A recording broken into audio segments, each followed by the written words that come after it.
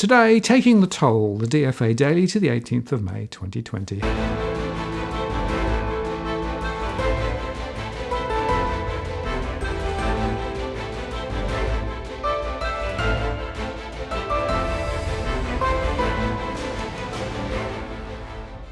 Hello again, I'm Martin North from Digital Finance Analytics, World Notice Post, covering finance and property news with a distinctively Australian flavour. We're now getting flows of data to help triangulate the true impacts of the virus and the economic deep freeze, and the more they come, frankly, the worse it gets. Before we start, a quick reminder that tomorrow, Tuesday, I'll be running my latest live stream at 8 p.m. Sydney, where we'll be updating our property and finance scenarios and answering questions real time. You can ask live via the YouTube chat or beforehand via the DFA blog. The links are below. And I already have accumulated some really interesting topics to discuss. APRA reported that superannuation drawdowns have now taken on average 3.3 business days to pay after receipt of the application from the Australian Tax Office, and that 94.4% have been made within 5 business days. And over the week to the 10th of May, superannuation funds made payments to 379,000 members, and that brings the total number of payments to 1.19 million since inception. And the total value of payments during the week was $2.7 billion, and that makes $9 billion since inception. The average payment since inception was $7,546. Looking at the fund level data, the 10 funds with the highest number of applications received have made 795,000 payments worth a total of $5.96 billion, and the average payment from those funds was $7,664, with over 93% of payments made within 5 days. Perhaps unsurprisingly, funds in the hospitality and retail took significant hits, as well as some of the big names, and the average drawdown amount was over $9,000 in some funds, down to a much smaller amount in other funds. And the ABS reported that loneliness was the most widely reported source of personal stress for Australians during April, according to the third ABS Household Impacts of COVID-19 survey. Loneliness affected more women at 28% than men at 16%, and around 1 in 5 people, or 19%, also reported that they were experiencing difficulties maintaining a healthy lifestyle, which was more of a problem for those aged 18 to 64 at 22% than those aged 65 years and over at 9%.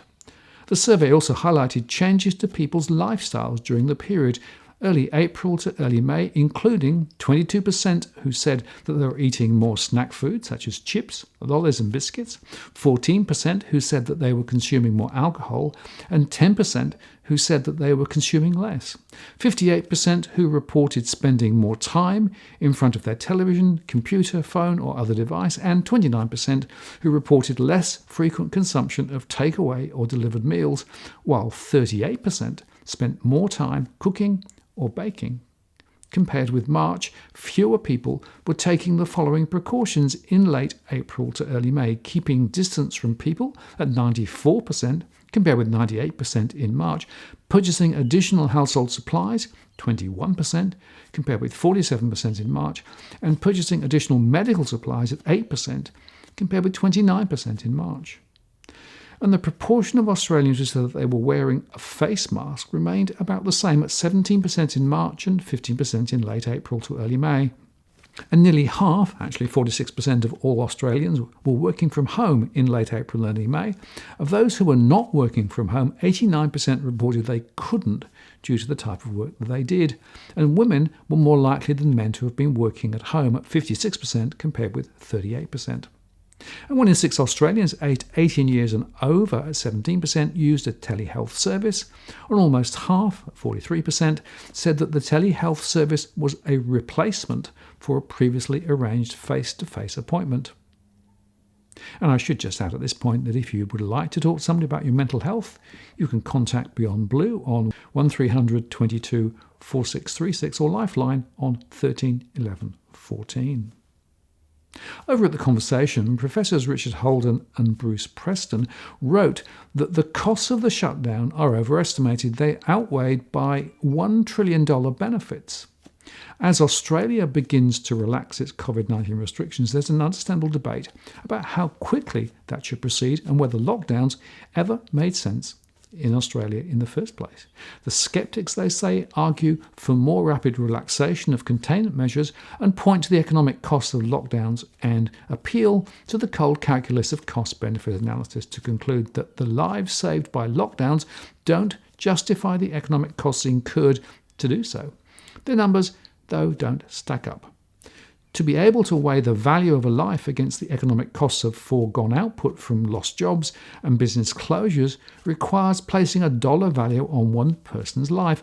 This number is called the value of a statistical life. And in Australia, the government generally uses a value of $4.9 million. The United States uses a value of $10 million US. So what are the benefits of the shutdown? This is the value of life saved plus any indirect economic or health benefits. And life saved are those excess lives that would have been lost if governments had relied on a strategy that allowed enough people to get infected to result in so-called herd immunity. How many extra lives would have been lost under this second strategy? Well, to answer that, we need assumptions about the virus. The internal reproductive rate of the virus, the R0, was thought to be around 2.5. That means that every 2 people infected were likely to infect another 5. Producing an average infection rate per person of 2.5, herd immunity for COVID-19 is estimated to require roughly 60% of the population being infected before the curve begins to flatten and the peak infections fall. This happens when the reproduction rate R0 falls below 1. Because of the subsequent new infections, the total number infected over the course of the pandemic is closer to 90%. And given a population of 25 million people and assuming a fertility rate of 1%, this would produce 225,000 deaths. An assumption of a 1% fertility rate is low from the perspective of those making decisions at the onset of the pandemic, at a time when crucial and reliable data were missing. Converting those fatalities to dollars using an Australian value of a statistical life of $4.9 million per life yields a cost of $1.1 trillion.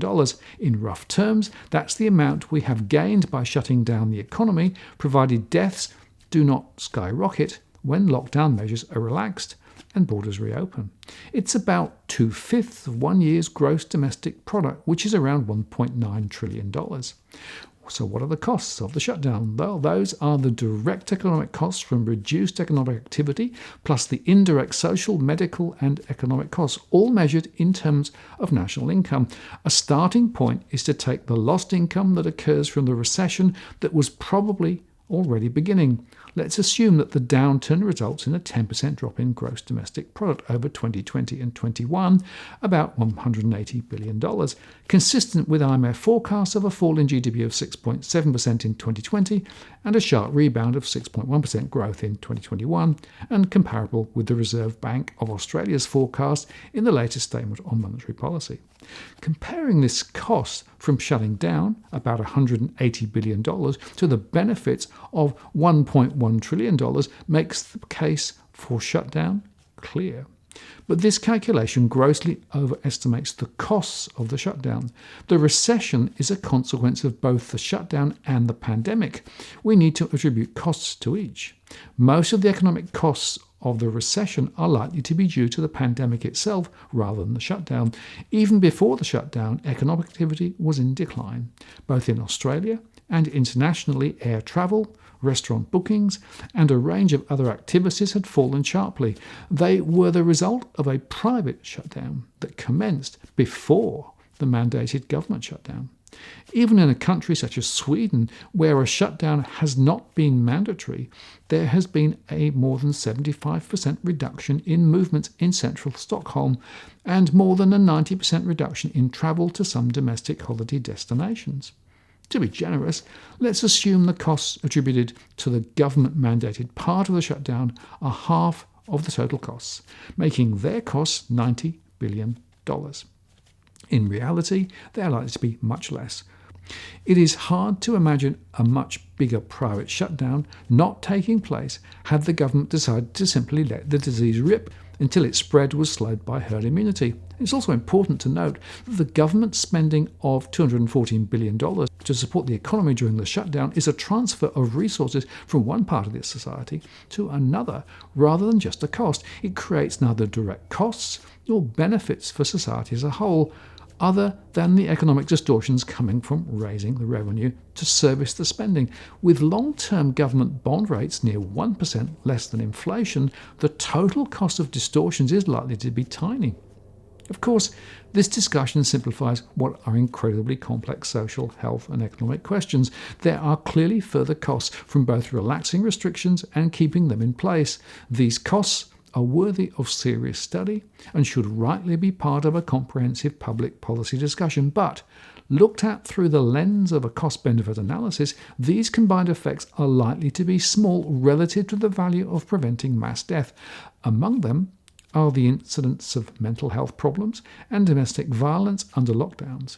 They are important concerns that should be addressed by targeted and well-designed programs. Weighing against that is the evidence that economic crises are associated with declines in overall mortality rates, and while suicides rise, total mortality, including deaths from heart attacks and workplace and traffic accidents, falls.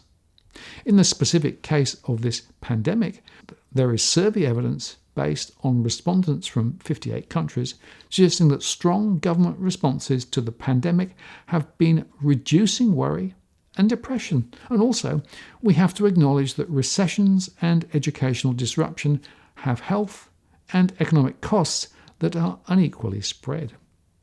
The shutdown disproportionately impacts more disadvantaged people, including short-term casual workers, migrant workers, those with disabilities, and the homeless. This skewing will also be present in the herd immunity option, as New York City makes clear a rapid spread of the disease also disproportionately impacts disadvantaged communities. One can only speculate about the disease burden should some of our remote indigenous communities get exposed. And to this, we should add further achievements of the shutdown, elimination of mental trauma and grief from losing our loved ones, avoiding the costs of possible longer-term implications of the disease, which we still know little about, avoiding a collapse in the capacity of the health system to deal with other emergencies through the sheer numbers of COVID-19 infected, combined with staff shortages due to illnesses. Those advocating cost-benefit analysis of this kind have to apply the principle systematically. It is difficult to see how the total of those sorts of considerations on each side of the ledger could compare to the benefits of life saved. They will be an order of magnitude, if not two, smaller. So in cold calculus of cost-benefit analysis, a highly pessimistic view of the economic costs of Australia's shutdown comes to around $90 billion. It is a small price to pay compared to the statistical value of lives the shutdown should save, which is around $1.1 trillion. It produces a simple message: the shutdown wins. The question we now face is how quickly to relax restrictions, and here too there are costs and benefits, and we need to be mindful of the economic costs of a second wave outbreak, plus mortality costs of disease spread before effective treatments or vaccine become available. And in all of this bean counting, we should remember that putting a price tag on human life is sometimes unavoidable, such as when a doctor with access to only one ventilator has to choose between two patients. But we shouldn't mistake necessity for desirability. We should seek to avoid needing to make such wrenching choices whenever possible. And housing is also being hit. According to Mortgage Business ANZ, research says the extremely uncertain housing market outlook is set to trigger a collapse in demand that could last until late 2021.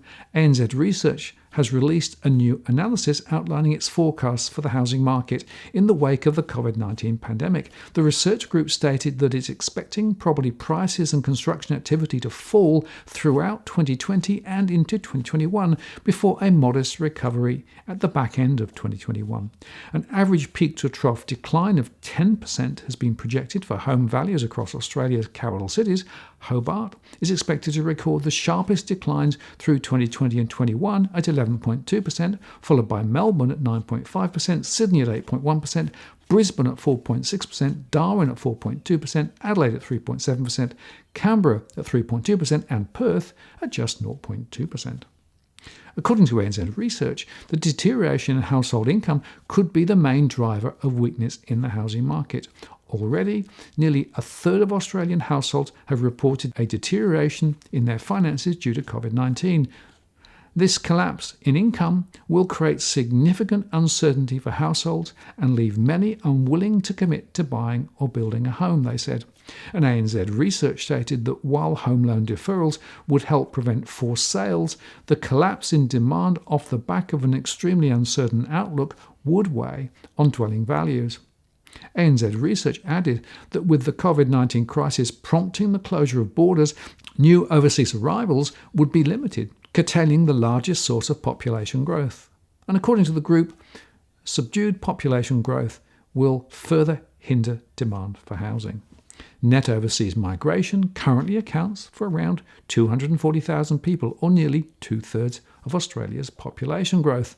The federal government estimates Australia's net overseas migration will fall by more than 85% in 2021 from 2018-19 levels due to international travel bans instituted in response to the virus.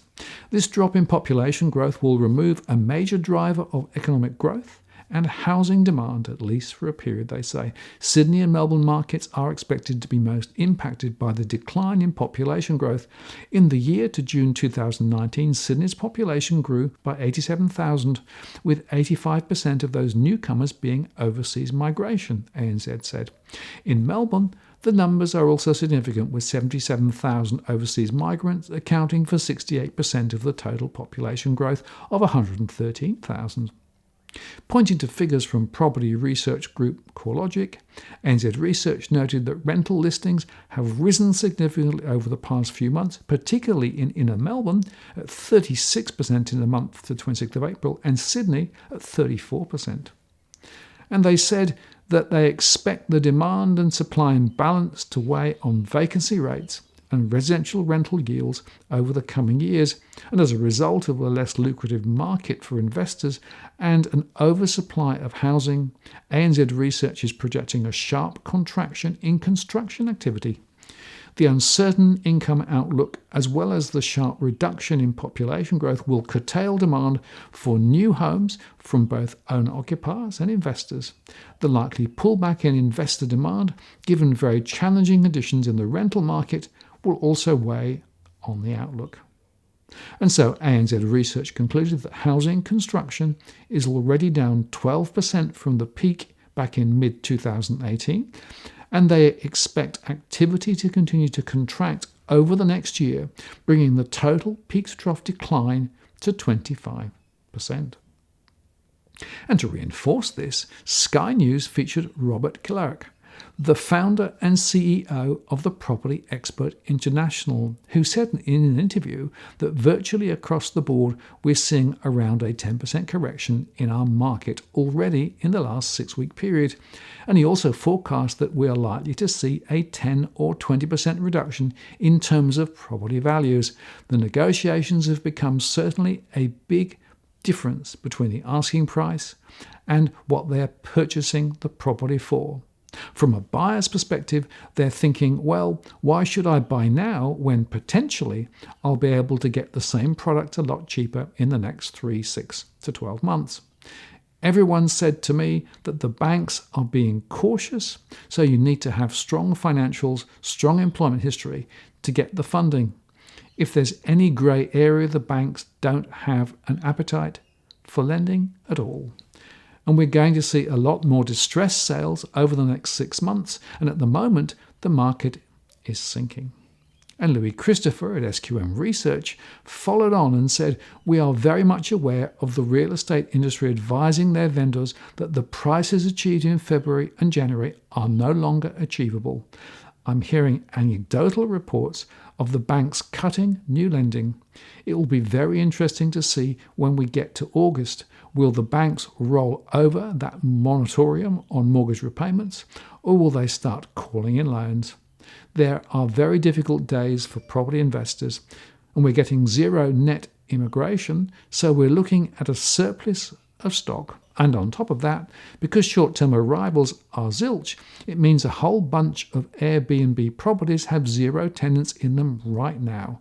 So those property owners are looking to move those Airbnb into longer-term leasing market, creating an additional oversupply. And one point they also made was that agents are suppressing the falls to try to keep the market afloat. Well, I would say nothing new there. But as reported in the Australian broker, Trobe Financial has effectively reopened Australia's debt capital markets with a $1.25 billion RMBS raising. It was the largest securitisation around the world since COVID-19 took hold in March, and according to the group, has confirmed Australian residential mortgages as a global safe harbour investment. La Trobe not only saw support from Australian institutional investors but global investment houses in Asia, United States and Europe. And while the federal government's Australian Office of Financial Management, the AOFM, was closely involved in the deal, investor demand saw that no AOFM investment was required. And La Trobe Chief Treasurer and Strategy Officer Martin Barry said, "We welcomed 3 new investors to our already 46 investor-strong RMBS program and are delighted by the interest we've received both offshore and domestically as we build on our diverse investor base. We remain good stewards of other people's capital, and this enables us to obtain and maintain the trust of our clients. This is the real asset of the company." The proceeds of the issue will be used to continue writing home and business loans for Australians at a critical time in the history of the country's economy. With this RMBS transaction, we achieved competitive pricing, notwithstanding increased levels of market supply, and note participation from 15 domestic and 7 international investors from Europe, the USA, and Asia, Barry said.